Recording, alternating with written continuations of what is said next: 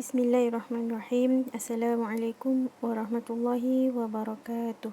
Alhamdulillah, bertemu juga kita dalam kelas pada hari ini dalam mata pelajaran pendidikan akhlak. Baik, setelah kita belajar beberapa tanggungjawab terhadap sekolah, terhadap keluarga, terhadap alam sekitar dan tanggungjawab yang lain, hari ini kita akan masuk dalam pelajaran yang baru, iaitu pelajaran 5 dalam tajuk tolong menolong. Apa itu tolong menolong? Sebentar lagi kita akan tahu dan kamu semua juga akan tahu apa maksud tolong menolong. Baik, sekarang lihat ada dua gambar yang Ustazah telah tunjukkan, Ustazah telah letakkan. Okey, gambar yang pertama, gambar sekumpulan lelaki sedang bergotong royong. Tidak pasti, mungkin di masjid. Dan gambar yang kedua sama juga, sedang bergotong royong tetapi di dalam kawasan padang. Okey, baik. Sekarang kita akan lihat pengertian tolong menolong. Apa itu tolong menolong? Okey, yang pertama, tolong menolong artinya saling bantu-membantu dan bekerjasama dalam melakukan sesuatu pekerjaan. Okey, pekerjaan yang dilakukan ataupun bantu-membantu dan pertolongan yang diberikan mestilah dalam keadaan yang baik. Baik, dilakukan dengan ikhlas tanpa mengharapkan sebarang balasan. Okey, ikhlas ni maksudnya kita tak nak apa-apa, kita tak nak duit, kita tak nak apa-apa pun balasan daripada orang yang kita tolong. Ikhlas akhlak terpuji dan amalan yang mulia yang patut diamalkan. Allah akan memberikan ganjaran pahala yang besar. Baik, jika kita membantu orang ataupun memberikan bantuan kepada seseorang dan dengan ikhlas dan tanpa mengharapkan sebarang ganjaran atau pembalasan, Allah lah yang akan membalasnya dengan pahala. Baik, sekarang kita akan lihat kata bidalan. Contohnya macam pepatah Melayu, berat sama dipikul, ringan sama dijinjing. Macam mana tu? Okey, contohnya sesuatu yang berat ataupun barang yang berat, kita sama pikul. Barang yang ringan pun kita sama juga bawa. Itulah nak dikatakan betapa bagusnya sifat tolong menolong tu. Walaupun ringan, kita tetap sama-sama membantu ataupun tolong menolong. Baik, kita lihat kata bidalan yang kedua.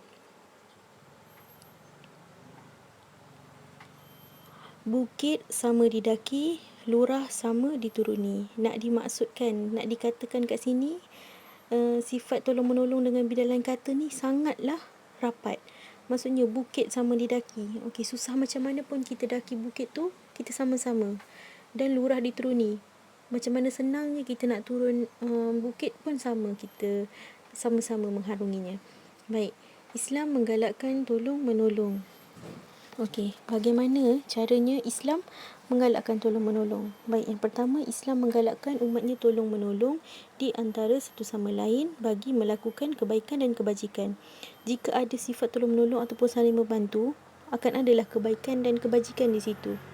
Islam melarang kita tolong menolong kepada perkara yang mungkar dan dosa. Okey, baik. Segala bentuk pertolongan yang diberikan ataupun yang kita nak tolong mestilah yang baik. Bukannya dengan keadaan yang tidak baiklah, yang boleh mendatangkan dosa. Tolong menolong dalam perkara mungkar akan mendapat dosa. Bila kita nama pun kita tolong orang dengan salah, takkanlah kita dapat pahala pula kan? Okey, baik. Sekarang kita akan lihat firman Allah Subhanahu wa taala dalam surah Al-Maidah ayat 3. A'udzubillahi minasyaitonirrajim. Wa ta'awanu 'alal birri wat taqwa wa la ta'awanu 'alal itsmi wal 'udwan. Artinya, dan tolong menolonglah kamu pada perkara kebaikan dan takwa, dan janganlah kamu tolong menolong pada perkara dosa dan permusuhan.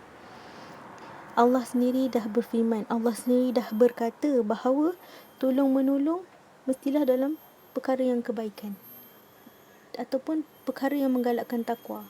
Jangan kamu tolong menolong kepada perkara yang dosa. Jadi contohnya, kawan nak mencuri ataupun orang tu nak mencuri, kita pergi tolong. Dah salah lah tu. Salah sama sekali, dilarang sama sekali kita membantu orang untuk melakukan kemungkaran. Baik, sekarang kita lihat Rasulullah SAW bersabda, Hadis Nabi pula, an Abi Musa al-Ash'ari an-Nabiy sallallahu alaihi wasallam qala ishfa'u tu'jaru. Artinya daripada Abi Musa al-Ash'ari bahawasanya Nabi Muhammad sallallahu alaihi wasallam telah bersabda, berilah pertolongan kamu akan diberi pahala. Maksudnya kat sini, kalau kita beri pertolongan kepada orang dengan ikhlas ataupun dengan tanpa mengharapkan apa-apa, akanlah ada ganjaran untuk kita. Siapa yang akan berikan ganjaran kepada kita? Allah Subhanahu Wa Taala. Tapi dengan syarat lah, tanpa kita mengharapkan balasan ataupun kita melakukan dengan ikhlas. Okey, jadi kat sini perlu atau tidak kita membantu orang? Perlu atau tidak kita tolong menolong? Okey, baik. Jadi hari ini sampai di sini saja kelas kita dalam mata pelajaran pendidikan akhlak. Terima kasih kepada semua yang menyertai PDPR pada hari ini dan terima kasih juga kepada sesiapa yang menonton video saya pada hari ini. Hingga kita berjumpa lagi di dalam kelas akan datang. Assalamualaikum warahmatullahi wabarakatuh.